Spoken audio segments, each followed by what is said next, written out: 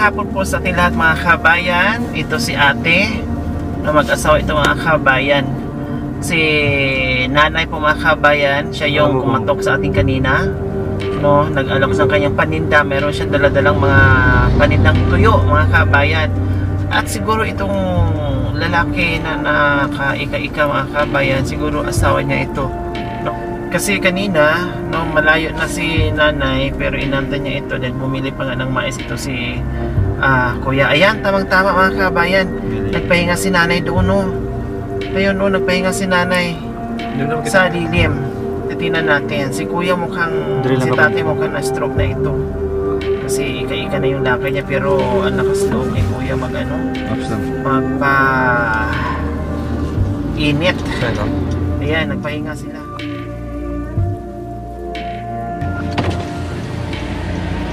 Hello! Good afternoon! Nanay, ano yung paninda nyo po? Anong klaseng tuyo po yan? Sap-sap. Sap-sap? Bago? Hindi maalat? Hindi. Gagaling sa swal. Oo, magkano ang per balot? 50. 50. Mag-asawa po kayo? Magkakasama kayo? Oo. Sige, titinan ko, di bali, bababa po ako, nay. Bababa po ako. Oh, anong tawag po dyan? Tabalyas. Tabalyas. Yung mga maliliit, sap-sap na maliliit. Oh, bakit ang super liit naman? Masarap yan eh. Masarap talaga ito, yung parang isangag mo lang ganyan, no? Tapos ihalo doon sa Kawali. tawag dito sa sinangag na kanin. Oh, di ba? Ang init-init nilalako nyo. Kanino ko pa kayo eh. Oh. Ang layo-layo. Tapos ito anong isda? Bisugo. Bisugo, assorted naman. Medyo may malalaki, may halo. Ano pang ibang ano? Tapos, ayan na ba? Tabalyas tala sa kadi, sap-sap. Oh, bakit dalawa kayong naglako? Na-stroke yan eh. O bakit sinama nyo pa? Eh, paika-ika na si tatay at mainit. Eh, sabi nyo, na-stroke pa. Anong pangalan nyo? Aurelia Posadas. Aurelia Posadas. Posadas. Si tatay, Aurelio Eduardo Posadas. Taga saan po kayo? Sa Biga, San Carlos. San Carlos. Tapos napunta lang kayo dito sa Kalasya para maglako ng paninda. Anong oras kayo naglako? Nagsimula maglakad para maglako ng paninda yung tuyo. Mga anong oras kayo umalis sa bahay? Po? Alas 9. Nananghalian na po ba kayo? Wow. So magkano naman po ito? Ganito? 50. Eh yung isa? Ha? 70 pa ganito. Oh. Oh, sige, tagi-isang balot, iba-ibang klase. Dalawang klase lang ano? Dalawa lang. Oh, sige, ito. Ito, oh. Kasi parang ang sarap to ano sa sinangag na kanin, ihalo. No? Ang liliit to, ang cute, mukhang hindi nga maalat. Saka mukhang bago pa, nanay, no? Bago ayan, oh, yan. bago, oh. Bago yan, boss.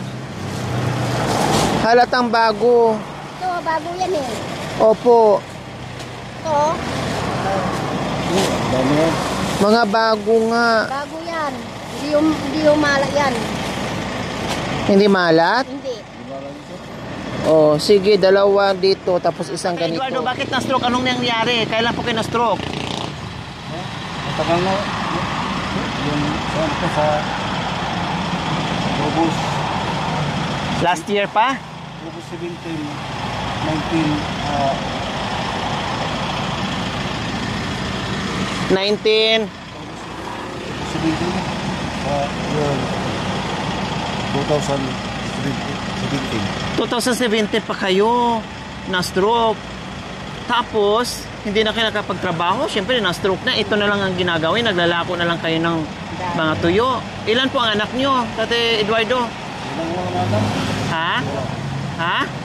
Ay, wala kayong anak? Dalawa kayo nagtutulungan. Oh. At saka, delikado sa kanya, nanay. Kasi na-stroke na po kayo, tatay. Ang kalaban ng stroke, siyempre init. Hindi kawawa naman naman. Ha? Kawawa tapos hindi pa kayo nagpapayong. Si nanay lang nagpapayong. Mainitan kayo. Ang bait ni Tatay Eduardo, kahit may sakit siya, naawa siya sa asawa niya na iiwan lang, na hindi niya samahan. Wow, ang bait ng asawa mo, ha? Nanay, ha? Swerte mo kasi sabi niya, naawa siya pag hindi kasamahan niya. Siyempre, mabigat nga naman yung dala mo. Pero si Tatay, yung nasa plastic, ano din, napaiyak si Tatay. Diba? Ang bait ni Tatay Eduardo. Oo, damak ko kasi sabi ko, delikado sa kanya. Alam naman ni Tatay Eduardo na delikado sa kanya. Yun nga lang, hindi matiis ni Tatay yung awa niya dito sa asawa niya na hindi niya samahan. Ang bait niyo po, Tatay Eduardo, Kaya kahit nahirapan kayo sa paglalakad niyo po, Tatay Eduardo, sinasamahan niyo po talaga. Kahit alam niyong delikado sa inyo, walang anuman po, Tatay. Naging emosyonal lang si Tatay kasi kahit mahirap, kahit nahirapan siya, kahit nainitan siya, pero pilit niyang maglakad, magbitbit ng tuyo, no, para makabenta sila at mayroon silang pambili ng pagkain. Sa katunayan nga po, mga kabayan, alas 10 pa sila or alas 9 pa sila umalis ng bahay, no, hanggang ngayon hindi pa sila kumain. At ito lang yung parang tanghalian or merienda nila, itong bumili sila nakita ko kanina, bumili sila ng isang pirasong mais at pinaghati nila. So ito na yung pinakatanghalian nila. Kumusta? Nakabenta na po ba kayo, nanay? O pati si nanay naiyak na rin. Nakabenta na po kayo? Hindi pa po. Hindi pa. Kasi madami pa, no? Alam namin kung gaano kahirap maglako ng mga ganyan, diba? Pero nandyan kayo, nagtitiis sa init ng araw, no, para makabenta. O sa inyo po ba ito or inaangkat, pinapatubuan nyo lang po? Sa Swal. Malayo pa po yun, diba? Sa Swal. Nakakapunta po ako madalas ng Swal. Inaangkat nyo doon, may amo kayo, ganon? Binabagsakan kayo tapos pinapatinda sa inyo? Binibili namin. Binibili nyo rin tapos nilalako. Parang buy and sale ang nangyayari. Matagal na po kayo dito, Tatay Eduardo, sa ginagawa nyong paglalako ng... Matagal na. Dati, Tatay Eduardo, na hindi pa kayo na-stroke, ano po ang trabaho nyo?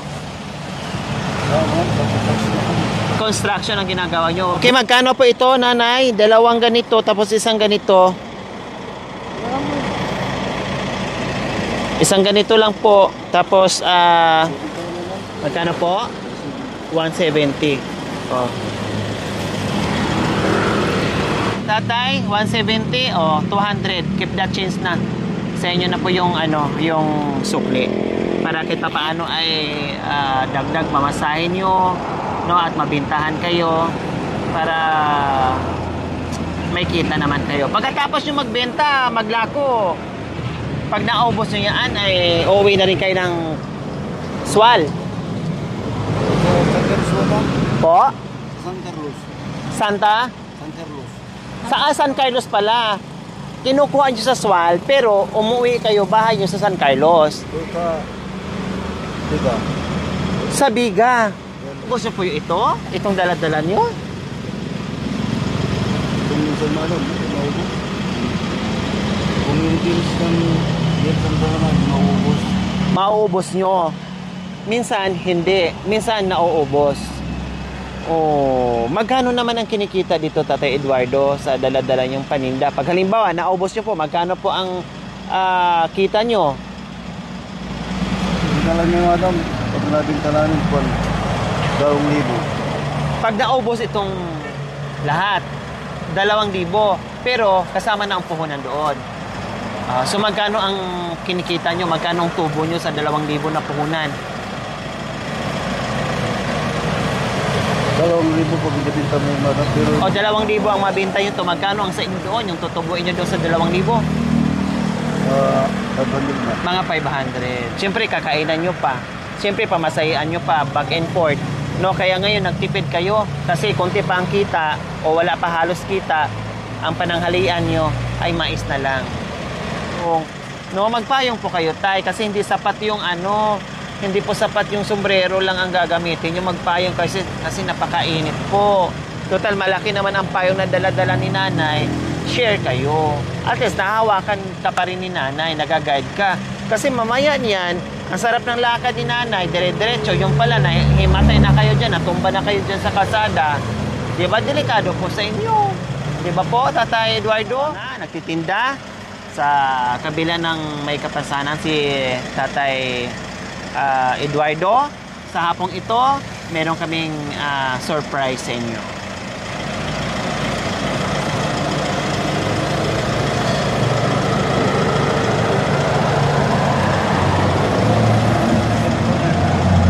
Dagdag puhunan, Tatay Eduardo, 2,000, 3,000, 4,000, 5,000. Oh, ang ganda ng smile ni tatay at saka ni nanay. Dagdag puhunan nyo po yan. Diba? Hindi nyo akalain. Bumili lang kayo ng mais. Nagpahinga lang kayo dito. Meron pa na nakasunod na biyaya sa inyo. Dahil masipag kayo, kahit may sakit kayo, tumatayo pa rin kayo, nagpoporsige pa rin kayo, kahit ang hirap maglakad, kahit napakainit, kahit napakadelikado, pero nandyan kayo, tumatayo para magbenta o maglako ng tuyo. Kaya ayan, puhunan nyo yan, dagdag puhunan sa ginagawa nyo. Deserve nyo po yan, Tatay Eduardo, dahil sa kabutihan nyo at sa kasipagan nyo. Oh. Masaya po kayo, Tatay Eduardo, sa biyayang natanggap nyo? Ha? Masaya kayo? Ang ganda ng ngiti ni nanay. No, luha na may kasamang ngiti, na may kasamang tuwa, no? Dahil sa biyayang natanggap na hindi niya inaasahan. Biro nyo, sabi nyo, marami pang tuyo na titira, no? Hindi nyo pa alam kung maibenta nyo lahat, or mga lahati, or ano, nanguhula pa kayo. Dahil marami pa kayong bit-bit na tuyo. Pero ngayon, may kita man kayo o wala, sigurado na meron kayong cash iuwi at pangdadag yung puhunan. O parang natulala kayo, Tatay Edward, ngayon. Salamat kami sa inyo, sa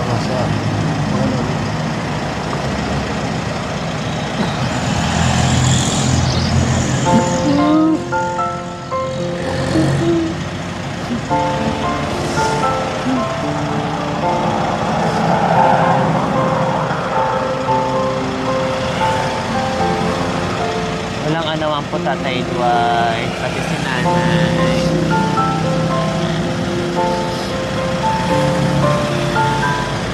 O, diba? Okay lang po yan, tatay, no? Basta ang sabi ko po sa inyo, iwas-iwas kayo sa init, tatay. No, naintindihan kita kasi dati, kumbaga, naaawa kayo sa asawa nyo. Alam ko po yun, naintindihan ko po yun. Kasi dati, siguro nasanay kayo na yung asawa nyo ay nasa bahay lang, nag-aantay lang, naglilinis, nagluluto, nag-aantay kung anong oras kayo darating galing sa trabaho, pinaghahanda kayo ng pagkain.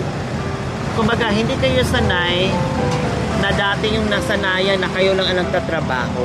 Ngayon, parang masakit at naawa kayo sa asawa nyo na siya na yung naghanap buhay dahil na-stroke kayo. Pero ganun pa man, siguro para makatulong, siguro para hindi ka magiging pabigat sa asawa mo, ang ginagawa mo siguro dahil sa awat pagmamahal mo na ayaw mong masyadong magiging pabigat sa kanya, ang ginagawa mo na lang kahit papaano may bit-bit ka ring paninda na kahit hindi man ganun kagabigatan, at least nakatuwang ka sa kanya. Yun po yung iniisip niyo po yung siguro, tatay. Kaya kahit delikado, napakainit, ginagawa niyo pa rin na kahit hirap na kayo maglakad. Oh, 'di ba, Tatay Edward?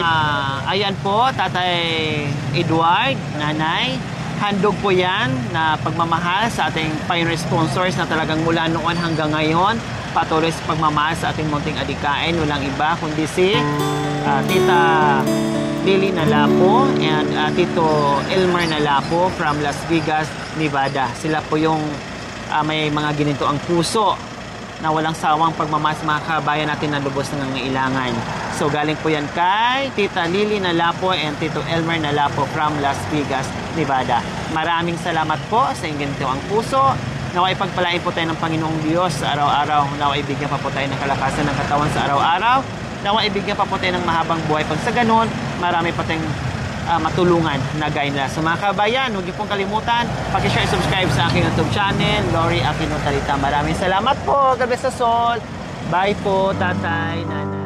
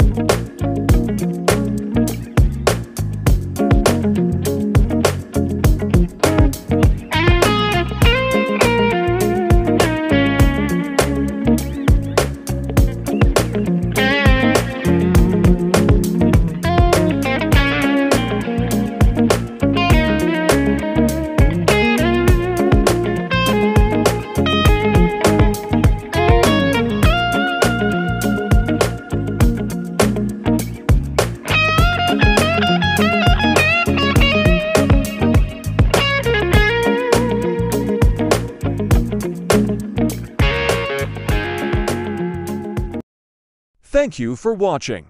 Don't forget to like, share, and subscribe. Hey there. Subscribe to my channel. Lori Aquino Talita, mabuti ang puso, di kayo hahayaan, tutulong sa mga kababayan.